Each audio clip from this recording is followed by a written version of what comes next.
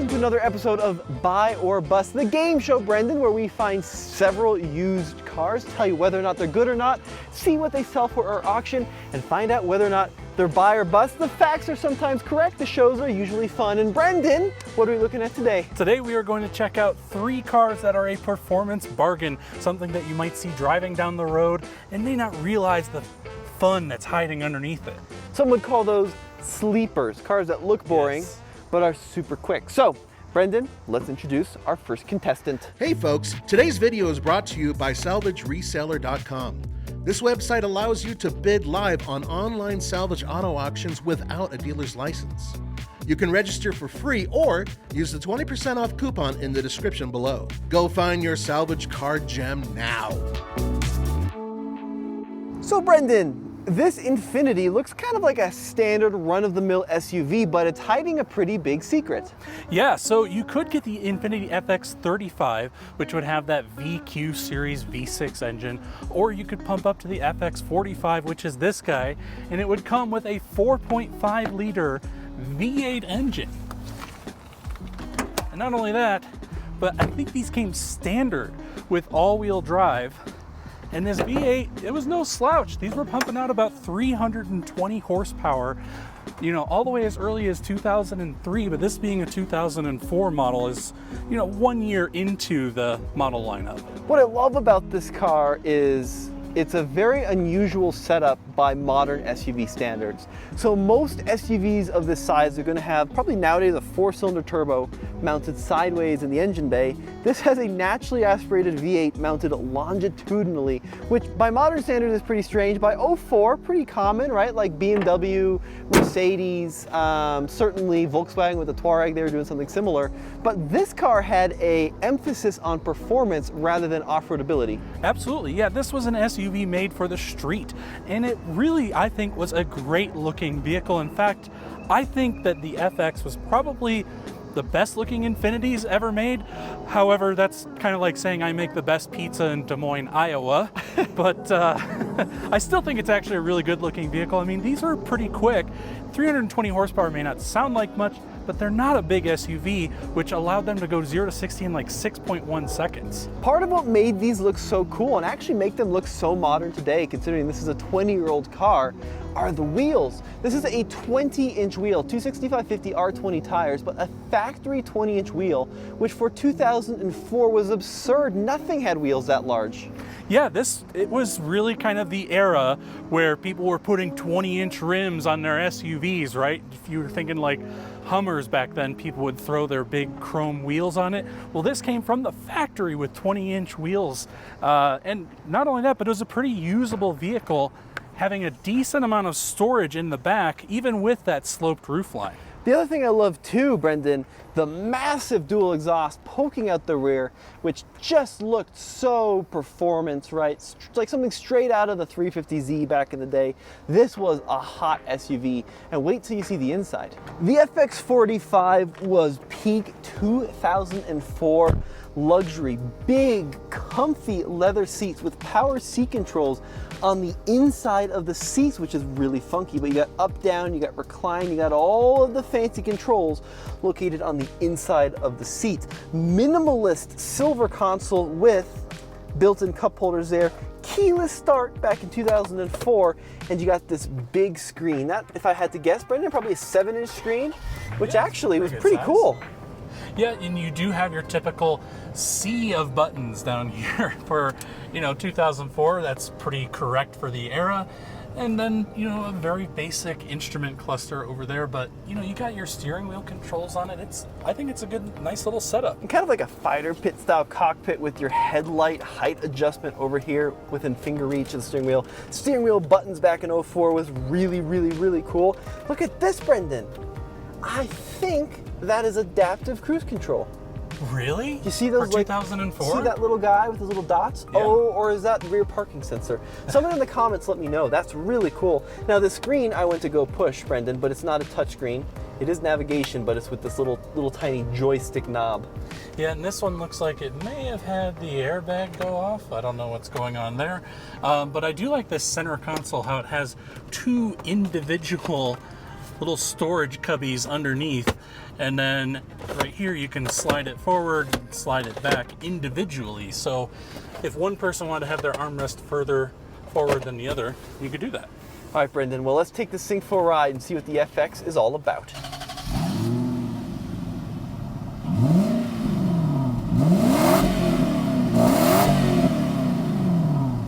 All right, Brandon, so we're out on the road in the Infiniti FX45. Yeah, and I have to say these seat controls take a little bit of getting used to. With me being a little bit wider of an individual, if I man spread, I kind of cover up these seat controls down here. But yeah, I guess if you owned it long enough, it would probably, you'd get used to it. But for me, being fresh in this car, it's a little strange. Yeah, 100%. But the rest of the car is, I think, pretty logically laid out, right? With all the buttons. So you got climate control down here, you've got your audio controls here, and then you got all your navigation buttons up above there, and then you've got old school knobs for volume and tune, which is so satisfying and so fantastic. But we're entering the little acceleration strip here, and we're going to unleash this 4.5 liter V8. Do we have brakes? Let's see. More or less. Ooh, good brakes. Yeah, we got decent brakes. Are you ready? Yep. And Oh, there it goes. It's not bad. We got up to 40 on the little test track there, so it doesn't feel particularly quick, but I think that's because this car is just kind of soft and quiet. It did get up to 40 in that little test track, and that is fairly quick compared to some of the other cars I've driven on there. Yeah, that was impressive. And you know, when you rev it out to the red line, which is, you know, high to mid 6,000 RPM, if I believe, right? Or is it low sixes? Yeah, it's in the mid sixes, yeah. Okay. Yeah, I mean, that's a pretty good performing little vehicle. So I'm really impressed. It's comfortable, it looks cool, the interior feels pretty high quality. This is the pinnacle of early 2000 luxury. The ride is very firm. I'm noticing that right away. Do you feel these big 20-inch wheels don't help it any, for sure. If you put some smaller rims on this and a little bit more sidewall, it'd probably soften out that ride a bit. But overall, 120,000 miles on this car. It's in good shape. AC kind of works. Not a bad little car. Yeah, I'd dig it. So Brendan, the Infiniti FX45, is this going to be a buy or a bust? This is going to be a buy for me. You know, secretly, I've always really wanted one of these early Infiniti FXs, and they're surprisingly affordable. But I'm curious, would you buy or bust it? 100%. I think it looks cool, runs great, good power, good space, fantastic design. This is the buy for me. Now, what do I predict it's going to sell for at auction? $4,500. How about you? You know, I think you're actually really good on the numbers there on 4,500, but because this one's in particularly good shape, I mean, minus that airbag cover there, I think it might go a little more like 5,200. 52? All right, let's see who's right. Let's cut to the auction. All right, Brendan, so you were the man at the auction, keeping track of the numbers and following what was going on. So let's talk about the first vehicle. Yeah, so the first vehicle up was that Infiniti FX45 that we talked about, and you were guessing that it was going to go for $4,500.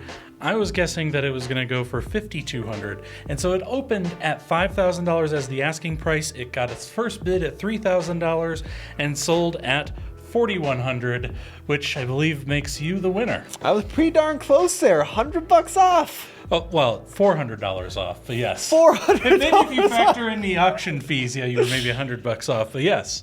Yeah, you were pretty close on that number. All right, I won one. Let's see what happens with the next car. Brendan, this is the next choice on our ultimate sleeper list. This is a Ford Taurus, but this one's a little bit special. Yeah, this is the Taurus SHO, which I really like the Taurus SHO, especially this generation, because they are surprisingly quick. Now, the Taurus SHO, or some pronounce it SHO, debuted well before this car, right? And in a variety of engines, including a V8, but for the 6th generation of Taurus SHO, they actually went ahead and went to turbos. So this vehicle has an EcoBoost engine, but twin turbo V6 power. And what's the horsepower? Yeah, so this was a 3.5 liter V6 with two turbos, like you said, pumping out 365 horsepower through all-wheel drive. Yeah, very cool stuff, right? And you know, this engine debuted not shortly before this car was unveiled to the public. So it was a pretty new idea, the EcoBoost, back when this car was new, but it offered a lot of performance, especially up here in Colorado elevation. And 3.5 liter, similar engine to what you get in like the F-150. Yep. They even those are pretty quick. Even use a version of the 3.5 liter EcoBoost in the Ford GT. Oh yes. Now this really? isn't a Ford GT. I forgot about that. Yeah, but it's still like, it's kind of a fun connection. But tell me a little bit more about this car, Brendan. So standard all-wheel drive, right? Yeah, so standard all-wheel drive with the 6-speed automatic where you can actually, select your gears with their little slap stick or whatever you want to call it there. But this was the first time that the SHO had been made since 1999, and a lot of people will remember that last SHO was kind of a flop because they put a V8 in it and it was not very fast and it was pretty unreliable, and so they had stopped making the SHO altogether until this generation, and I think they kind of knocked it out of the park with this one. It was a little too subtle, Brendan. What I liked about the previous SHO is it was a very different engine design than other Tauruses in the lineup with that Yamaha-derived V8, right? That's true. Whereas a standard Taurus could also be had with a V6, right? And even an EcoBoost. But the SHO had kind of the uprated version. Now, to tell it apart, right, you did have some unique badging, some unique trim along the side. This car does have pretty large wheels, painted black. It's got some questionable repairs down the quarter panel there, but really a lot of the big changes came at the back. Yeah, and that would be with the SHO badge on the back and the EcoBoost badge to let you know what's hiding underneath, as well as the dual exhaust that I think looks fantastic. And I think it's worth mentioning as well the original SHO, where you could get it with a manual transmission that was also that Yamaha, but it was a V6. Those are very beloved in the enthusiast community and still relatively affordable. Unfortunately, we don't have one of those here, but we do have this guy, which is really great, honestly. I love this too. I think this is cool, the little lip spoiler. Yeah, and how the backup camera is integrated right into it to make it kind of smooth. Yeah, I like that. I think it's a really good design. Well, Brendan, I'll give you the camera. Let's go ahead and check out the inside. Now, the inside of this car is pretty cool because the Taurus was first and foremost a super big, super luxurious, comfy cruiser. And these seats and the whole interior is so plush and comfortable. Now, the SHO did give you these special seats with these suede inserts, but they're still basically big, comfy recliners. You also got loads of faux carbon across the center console and kind of this fun aluminum looking finish on the dash with the SHO badging there. And then of course you had the initial version of the Ford Sync system. Man, I haven't played with one of these in a hot sec, but these early sync systems were pretty bad. Sound by Sony, if I remember right, with software developed by Microsoft, but not very good system. But some other things, as Brendan mentioned, you do have that manual transmission here, automatic transmission with manual modes, and even paddle shifters. So you get these really kind of, well, they're pretty crappy feeling paddle shifters, but you could selectively choose your gear. Then, as Brendan pointed out, special traction control, right, dude? Yeah, so unlike the regular Taurus, you could not turn the traction control off on the regular Taurus, but this one you can. Pretty cool. Yeah, that's kind of a nice little sporty thing. Now, granted, this car is a heavy, big, comfy car, right? And it doesn't handle super well, but it was good in a straight line, and that's what we'll demonstrate right now.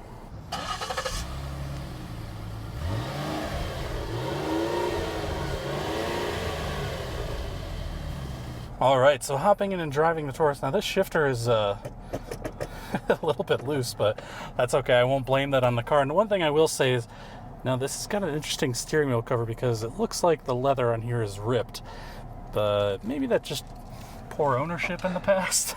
I mean, Brendan, the interior quality is not super great. You do have this kind of double brow binnacle, which is pretty similar to what they did in the Mustang. But this car is a very comfortable, quiet, refined car first and foremost that happens to go like stink and happens to be all-wheel drive, which is a cool little feature. Yeah, I'm a pretty big fan, honestly, of these. When I initially saw them and thought of them, like on paper and just looking at it, it doesn't seem that interesting, right? It looks like a Ford Taurus that's got big wheels on it. But when you actually get out and drive these, you will realize how much of a hoot they actually are to drive. And when you mash the gas pedal, it'll really surprise you. Yeah, right. I mean, especially being up here at a mile above sea level, those twin turbos in the SHO and even the standard Taurus mean that these things haul ass and are this is kind of like the pinnacle sleeper because they look like any other Taurus, but they really have the ability to to scoot down at least a straight line. Well, we've got it out here on the test track. Let me give a little brake check there. Brakes work well. Are you ready, Tommy, to feel the power of the EcoBoost? Give her hell, Brendan. A little bit of a slow start, but when that turbo kicks in, woo, it takes off. Yeah, we got up to about just shy of 50 miles an hour on the test track, so it's definitely a little quicker than that Infiniti that we drove earlier. But right, yeah, I hauls dig it. ass. Yeah. Big issue for me from a performance standpoint is they sound like nothing. Yeah, There's the sound no isn't great. engine sound at all. But if you want to go fast, the SHO will allow you to do that in extreme comfort, and a highly underrated car as well. So, Brandon, let's park it up. Let's find out, is it a buy or bust, and what our auction predictions are. Let's do it. What do we think, my friend? Is this going to be a buy or a bust? These are a buy for me. I mean, this is the definition of a sleeper car, right? Most people seeing this car out on the road are going to think you're just driving your normal everyday Ford Taurus, but only you, the driver, know what you are packing underneath that you can beat so many cars off the line. Now, as quick as this car is, as comfy as it is, it's going to be a bust for me. Oh no, how come? It's just not special enough. You know, it does go really fast in a straight line, but it doesn't feel any different than a standard Taurus. They didn't do enough to differentiate this generation from the standard car. But with that being said, I predict at auction this car is going to sell with 131,000 miles, $7,500. 7,500. You know, I think you're a little bit high on that. I think it's going to be much closer to 6,500 and probably the best bargain today. Let's go find out.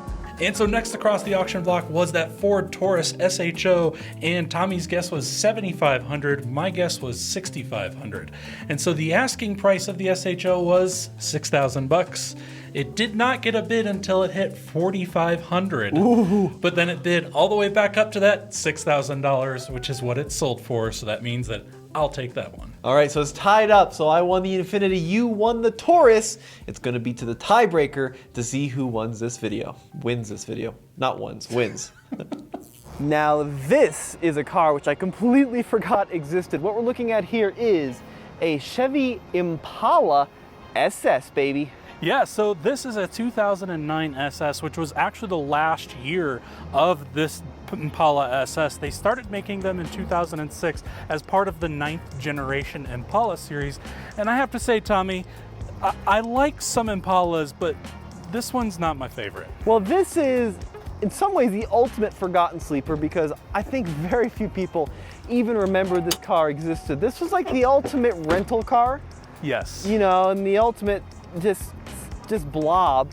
But GM actually went ahead and stuck a V8 under the hood of the SS trim. Yeah, so it gave them the 5.3 liter V8 engine. And you know, a lot of people may think, when you think of the 5.3 liter LS, you think reliability, but you'd be mistaken with these because these were one of the early versions of displacement on demand, which, as many of us know now, is very problematic and caused these cars to be pretty unreliable, unfortunately, especially because it was mated to the 4-speed automatic that just was not rated to handle the amount of power that this engine was putting out, which was 303 horsepower and 323 pound-feet of torque. Now, there you see that AFM, the active fuel management, which can disable cylinders as it sees fit. What's funny about this engine, Brendan, so this is nicknamed the LS4, and it's a 5.3 liter V8, which is what you'd find like in a Silverado, for example. Yep. But it's mounted the wrong way. So the engine is mounted transversely versus longitudinally. And they had to kind of mess with this engine to make it fit. Yeah, so they had to change the, They had to shorten the crankshaft. Yeah, they had to shorten the crankshaft, and they had to move where the starter was, making it harder to get to. Yeah. And harder to work on. Yeah, not a great configuration. And the reason it's transverse is because it's front wheel drive. Yep, and that's kind of the downfall of it. Whereas the earlier Impala SSs were a V8 rear wheel drive, this was a V8 front wheel drive. Couple cool things. I think the wheels look fantastic. These are 17-inch wheels, if I'm not mistaken. 18s, baby. We're rolling on chrome 18s. You got the SS badging down the side, and then as you make your way to the rear, you get that little cool deck spoiler SS badging at the trunk, and functional dual exhausts. Well, and did you know that they made several versions of this, including the Monte Carlo SS, which was basically just a two-door Impala. They even made the Pontiac Grand Prix GXP, which was considered like the more sporty version because it had a stiffer suspension and more aggressive styling. And then they had the Grandpa version, the Buick LaCrosse Super, all basically the same car with different bodies and a little bit restyled interiors. All right, Brendan, let's check out that inside and see if Yeah. it's cool. What is shocking about the inside of this car, Brendan, is what a half-assed attempt it was to make this thing special. So they gave SS badging on the headrests, which honestly look a little crooked. You've got basically leather lounge chairs, nothing too sporty. And that's almost all of the changes to the inside. You get SS badging here in the steering wheel, and then if you want to let me take the camera here, you get special gauges with 140 mile an hour speedometer there. But apart from that, I mean, like, this is just typical boring 09 Chevrolet interior. Yeah, there's really not much going on. I mean, this is the same radio you would see in millions of different Chevys that were made in the time, except I think maybe this trim is specific to the SS. Maybe you guys can let us know in the comments. But Look at this, there's no numbers on the gear selector. so yeah, they light up as soon as you start the car. Do they? Yeah. I don't think they put them on there. Don't they? No, I They think... have to. Oh, no way. Do they not light up at all? No, it's just blank. You have to That's look. so weird. You have to look in the gauge cluster. Speaking of running, it does run this one, but it's pretty rough. 170,000 miles. Have not been kind on it. Yeah, and it's knocking pretty good. Well, we'll try taking it for a little mini drive here and see if it's any good.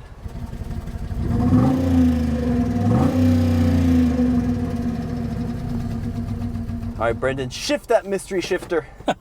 Yeah, so it does show it up here, but you're right, it doesn't show it down there, which is really weird. I don't know why I thought it did, but boy, this has just about every light on the dash. Service brake assist, service stability track. The check engine light is not only on, it is flashing. So yeah, this is one wounded bird.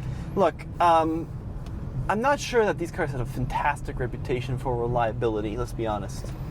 Yeah, it's really unfortunate because GM did a great job with that LS, the 5.3 liter V8. They put it in so many different things and they're just known to last and go forever. As soon as they started doing this active fuel management, that is when these engines took a nosedive as far as reliability goes. 100%. Yeah, a little bit of a shame. Ooh, look at that little C-Class there. I wonder if that's AMG. It's pretty cool. Nice. No, I mean, it was an interesting idea to give you a V8 mid-size sedan. I appreciate the thought. 300 horse is nothing to sneeze at, but front-wheel drive, I mean, it's just, I mean, here's the thing. They did make, prior to this, some really interesting front-wheel drive performance sedans. I mean, think about like the Pontiac Bonneville GXP with the supercharged V6 or the Grand Prix GXP with the supercharged V6. Those were really cool for the time, but I don't know, when they started again messing with that active fuel management, it really hurt these cars. But we got it out here on the test track. got brakes? Let's see. Yeah, we got brakes, but I don't have a lot of confidence that this is going to be pretty... Whoa! Hey, look at that! It may be wounded, but it can still scoot. Oh! That is surprising. So we got a lot of wheel spin out of those front tires, and then it just shot down the track. That was awesome. I think it hurt me. I was sitting there disparaging it, saying, it's not going to be fast. And then it's like, I'll show you. And it stabbed, or it went down there like a stabbed rat, like you like to say, right, Tommy? A stabbed rat. Yeah. It may be front-wheel drive, it may be kind of frumpy looking, but that was damn impressive. I just got humbled by an 09 Impala. It was sick of our bashing, Brendan, and had to prove us wrong. That's right. Wow, okay, well, let's find out. Is this going to be a buy or a bust? So, Brendan, what are we thinking? The Impala SS. Are we buying or are we busting? You know, it's a really cool idea, and boy, was it fun to scoot it down that test track.